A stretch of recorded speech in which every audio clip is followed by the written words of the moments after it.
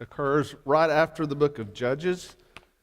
If you need a little reference to where you might find this short, little, very interesting book. Tonight it's going to be like walking into a foreign country. We're going to see some things, some customs.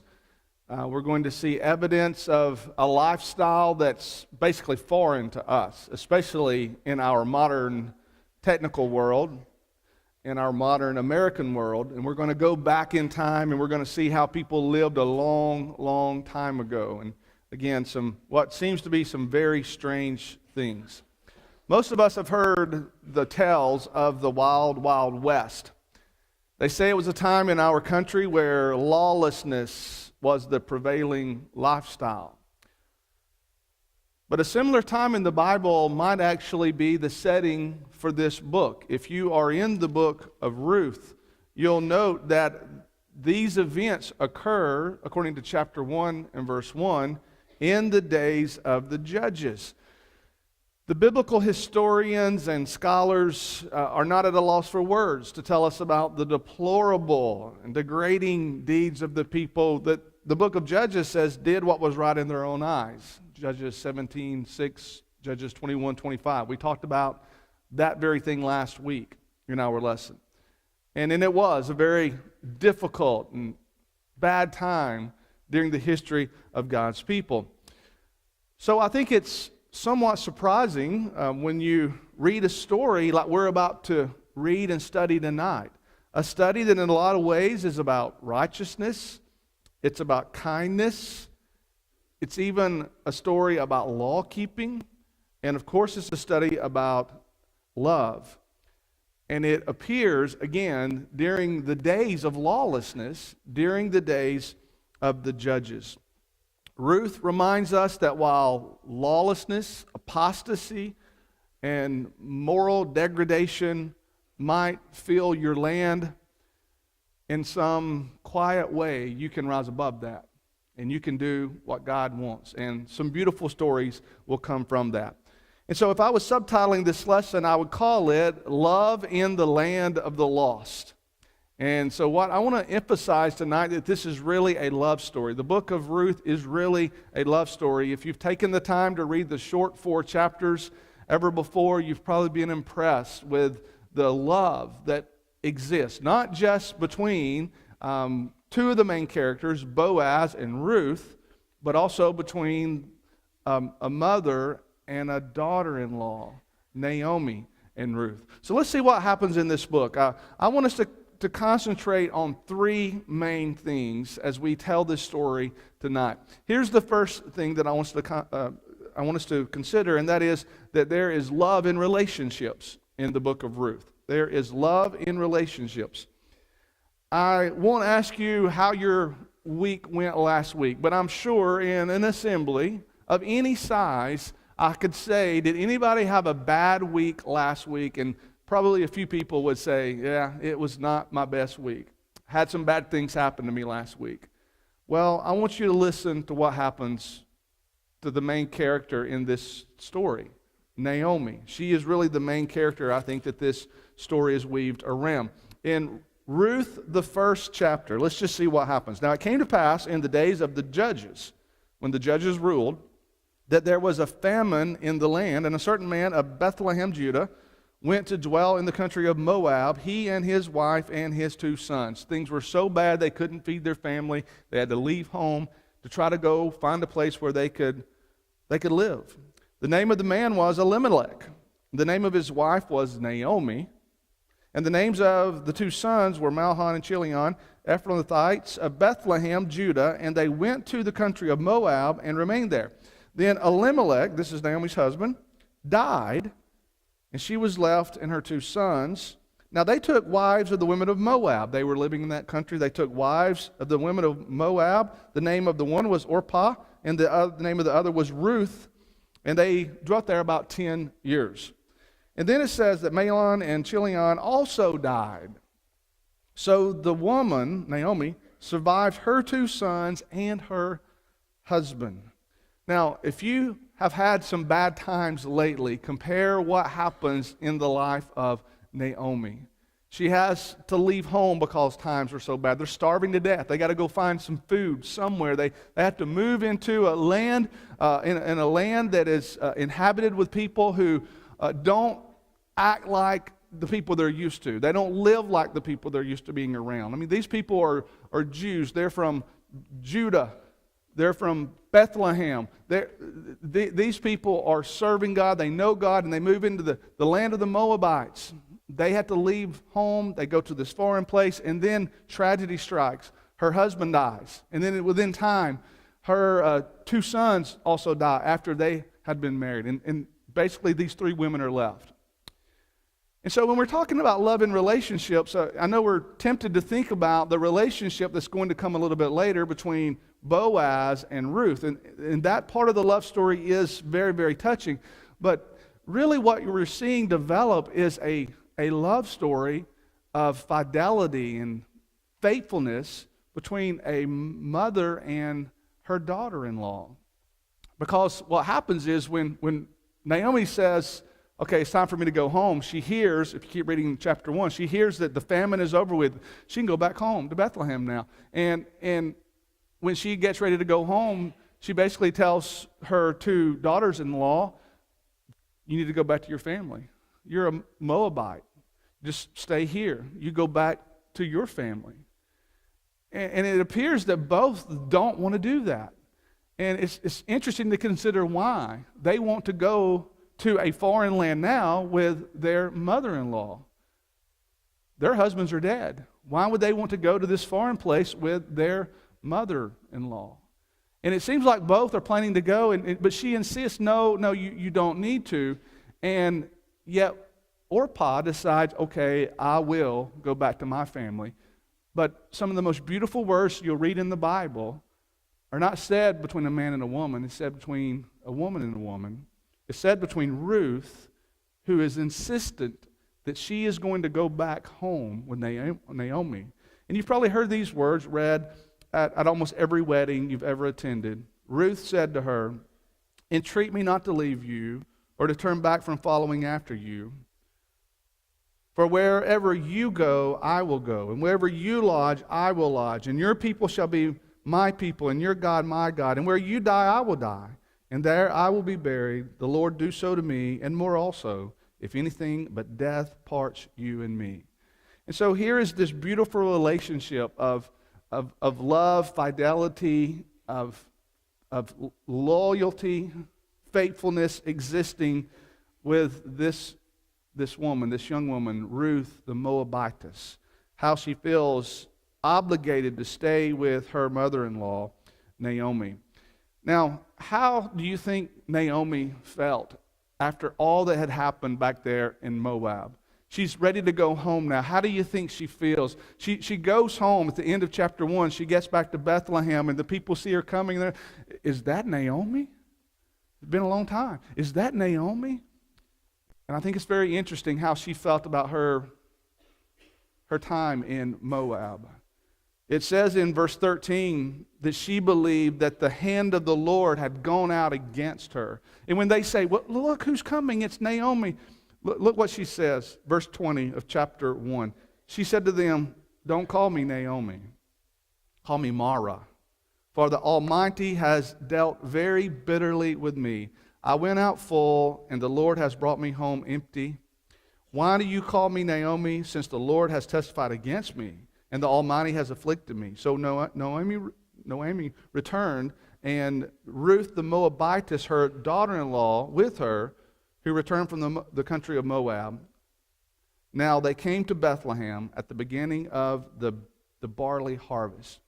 So the first thing that jumps out to me is how there is love in the land of the lost and the lawless, even during these days. This occurring during the days of the judges, and this beautiful relationship between Naomi and her daughter-in-law Ruth began to exist, and it is going to lead to something even greater, as we often study here in the book of Ruth. Second emphasis I'd like to suggest to you is not only do you see love in relationships in the book of Ruth, but you also see love in rules, or in the law, if you will, in the book of Ruth. We don't really have time to go super deep into this, just simply because it would take quite a long time to read all the verses that explain it. But a couple of very interesting things are starting to emerge in the storyline of the book of Ruth. When you get to chapter 2, we're going to be introduced to the third main character in the book, a man by the name of Boaz. And if you look at verse 1 of Ruth chapter 2, it says, there was a relative of Naomi's husband, a man of great wealth of the family of Elimelech. His name was Boaz. And so now we're introduced to the one that Ruth would later marry. And what you can really see here in this idea of love in rules is the idea that they are keeping the law of Moses. Boaz is a man of fidelity. He is a man of faith. He is a man who knows God's law, and he is living in such a way that would be the case. One of the very interesting things that emerge here is the levirate law. The story of Naomi and Ruth show us a very, very unfamiliar custom to us, and that is, it was meant to provide for those who were left without someone to take care of them. This is what I'm referring to as the levirate law. This term actually comes from a Hebrew word which means husband's brother, and the levirate law involved a form of marriage prescribed by the law of Moses, in which a man was required to marry the widow of a brother who died with no male heir. And so the purpose of the law was to provide an heir for the dead brother, therefore preserving his name and his estate. But it also dealt with providing for widows, and that's in play here as well. If we had a lot of time, we could go over to Deuteronomy chapter 25, verses 5 through 10, and read about this levirate law, and also another passage that explains it, and it really in detail explains what you might read in the beginning of chapter 4 when Boaz goes to redeem Naomi and Ruth. You can read of those details in Leviticus chapter 25, verses 25 through 28, and it had to do with taking off shoes and things such as that we'll never understand. But it was a part of this law that God gave to provide for people that had unfortunate situations like had happened to Naomi and like had happened to even Ruth, who had married one of Naomi's sons. And so the two people that really show us the love that is found in rules here are really two. I think it involves, first of all, Boaz, in that he understood the principles of the levirate law, and when he found out that Ruth was a part of Naomi's family, him being Elimelech's kinsman, he knew that he could redeem her. This is the levirate law. He knew this is what the law provided. He knew it was his responsibility. He knew it was something that he could do. There also is what I would call the law of generosity being seen even by Boaz in this story, because when they get back to Bethlehem, it's the time of the barley harvest, and Ruth goes out and she's going to glean in the fields, and she just so happens, if you look in chapter 2, it says in verse number 3, she just so happened to come to the part of the field belonging to Boaz. A lot of people would call that God providing or providence. Just so happened. It was almost accidental, but it seems like the hand of God was in this whole thing. And just so happened she goes out to glean in the field, another thing that's foreign to us, but it was something that the law provided.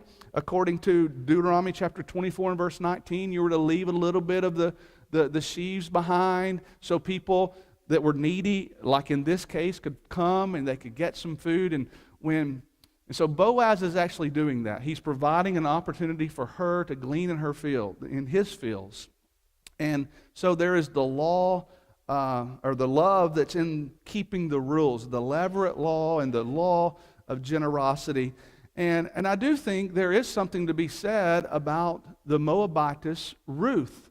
We don't know anything about her religious background except she comes from Moab. That's generally not considered a good thing, but I think she had learned something about the Jewish faith from Naomi.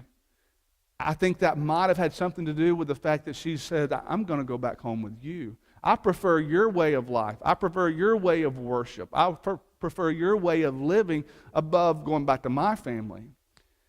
And one thing we learn about her, and if you just want to note in chapter 3 and verse 11, one thing that we learn about her, that Boaz says about her, is all of the people of my town know that you are a virtuous woman.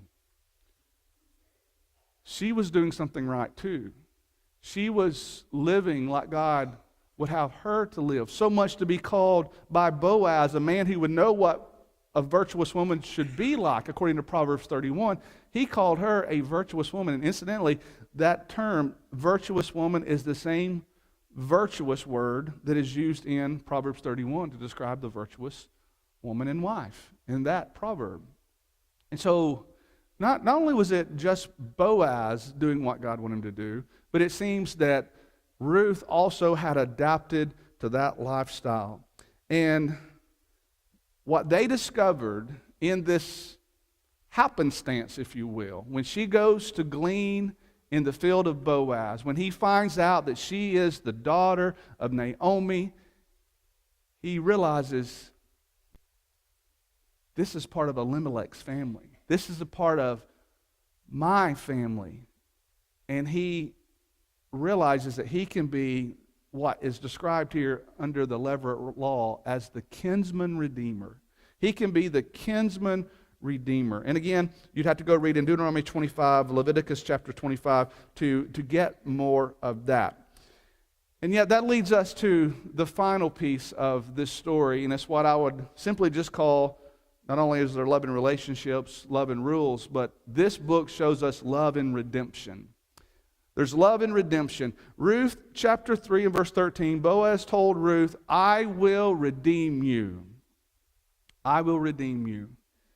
The idea of this close kinsman or a kinsman redeemer is a neat part of the story, again, kind of foreign to us. But what it shows to us, though, if we're thinking more broadly, here we are, 21st century Christians, if we're thinking more broadly, what this story shows us is the beautiful relationship between Boaz and Ruth. But the real purpose of this is to emphasize the relationship or the foreshadowing of our kinsman redeemer, Jesus Christ redeeming us. Just as Boaz was Ruth's kinsman redeemer, today Christ is our kinsman redeemer. And that is emblematic in the way that this story unfolds to teach us some things that are similar to the kinsman redeemer of Boaz being that to Ruth and Naomi, and to how Christ is our kinsman redeemer. Needed to be related by blood. To be a kinsman redeemer, you need to be a part of the family. You need to be related by blood to redeem someone. Well, there are passages in the New Testament that remind us that Jesus is related to us by blood. He took on flesh, John 1 and verse 14. Philippians 2, 5 through 8 show us the human connection that Christ has with us as he came to live here and then to die here and to do that for us. We have to be related by blood. Number 2, he must be able to pay the price of redemption. Boaz was a wealthy man. The scripture says he had enough money to do this. He had to be able to pay the price of redemption. And Jesus had to be able to pay the price of redemption for us. The Bible says in 1 Peter chapter 1, 18 and 19, knowing that you were ransomed from the futile ways inherited from your forefathers, not with perishable things like silver and gold, but with the precious blood of Christ, like that of a lamb without spot or blemish. And so Jesus has the ability to pay the price. He was able to do that. And then not only that, he must also be willing to redeem. He's got to be willing to do it. One of the interesting things about Boaz is he was willing to do this. What you'll find in the story is, as he investigates the kinsman redeemer and the protocol, he realizes he was not actually the closest kinsman redeemer. He found out when he had to go sit down and talk with the elders at the gate and had to go through the process of being the kinsman redeemer, he found out that there was somebody closer, and he had to give him the opportunity to be the kinsman redeemer. And I think Boaz kind of figured out a way to sell it in such a way where that guy didn't want to do it. And that guy finally refused the opportunity to buy the land and also to be able to step in and provide for Naomi and for Ruth. I think Boaz really liked Ruth, if you're catching my drift. And he was doing everything he could do to make it to where he could be the kinsman redeemer. He was willing to do it. To be a kinsman redeemer, he had to be willing. And when we think about Jesus, Christ was willing to be our redeemer. Think about what he left behind. He left heaven behind. He left whatever perfect environment he was in for this sin-sick world where he was poor, where he traveled about enduring the difficulties that came with being who he came to be, and that is a teacher, Messiah, and eventually a sacrifice for us. He was willing to do that. And then also, this Redeemer must be able to provide for those he redeems. Not only must he be willing to do it, he also must have the means to do it, but then later he's got to keep on providing. Boaz had the means to keep on providing, and that's what he did. And of course, the Lord keeps on providing for those whom he redeems. We have all spiritual blessings, according to Ephesians, the 1st chapter. And so this is such a neat story. It's a story, I think, that, again, we don't know a whole lot about. It seems foreign to us, the customs here, even the things from the Bible, the Old Testament, the Levirate law, and things such as that. When she goes to lay at Boaz's feet on the threshing floor, weird scenario once again. Things that we just don't understand. She had dressed up, most likely she washed herself, put on nice clothes, goes in to basically, what it sounds like, to propose to him, to say, we want you to be our kinsman redeemer. We just have trouble relating to all that. So the purpose of this book, then, I think, is to remind us of a few things. To remind us that despite what seems to be the prevailing perverseness of our culture, our land, our nation, what other people are doing, to remind us that good and godly people can continue to function and to do what God wants. And we see that. We see Boaz doing that. We see Ruth coming to understand good moral principles. And we see her doing that. Just like Noah was able to overcome his day, Boaz and Ruth overcame their day. There are some people that want to ascribe what happened on the threshing floor as something that would be equivalent to some steamy movie we might see today. I don't think there's any reason to believe that necessarily, because something happens at the end of this story in chapter 4 where the redemption that Christ is going to be able to provide for us becomes very, very clear. And I want to share that with you as we close our lesson tonight. It says in verse 13 of chapter 4, so Boaz took Ruth and she became his wife. And it says he went into her. I think that this indicates whatever some may claim happened on the threshing floor was not what some claim it to be. It was not something inappropriate. Naomi sent Ruth there knowing the character and the fidelity of Boaz, knowing that he would do the right thing. Even though the threshing floor in those days might have been associated with licentiousness, she sent her there knowing he would do the right thing, and he did. And so he redeemed her, and then he married her, and it says he went into her, and the Lord gave her conception, and she bore a son. Then the woman said to Naomi, the hero of this book, Blessed be the Lord, who has not left you this day without a close relative or a kinsman redeemer, and may his name be famous in Israel.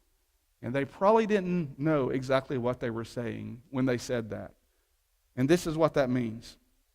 Goes on to say, may he be able to be a restorer of life and a nourisher of your old age, for your daughter-in-law who loves you, who is better to you than 7 sons, has borne him. Then Naomi took the child and laid him on her bosom and became a nurse to him. Little did she know who this child would actually be and who would come from him. And this is how the book closes. The neighbor women gave him a name, saying, there is a son born to Naomi, and they called his name Obed. He is the father of Jesse, the father of David. Not only was he the father of Jesse and the father of David, he obviously is in the genealogy of Jesus Christ. This is the beautiful story of redemption that takes place in this wonderful book. The book is bookended by an event that is very tragic and by an event that is very, very joyous. You have tragedy and death occurring in chapter 1, and you have joy and birth and life occurring in chapter 4. And Boaz and Ruth, those two characters in the middle of this story that make it all work out, they both have this in common. They were people who did the right thing. I'm convinced that people who do the right thing according to God's ways are true winners. And that's what we see in Boaz and Ruth and the wonderful, wonderful story that transpires here. They had a son, and that son later would have a son, and he would have a son, and he would have a son, and eventually Jesus would be born. And in a real sense, redemption occurs in Ruth, but in a spiritual sense, it occurs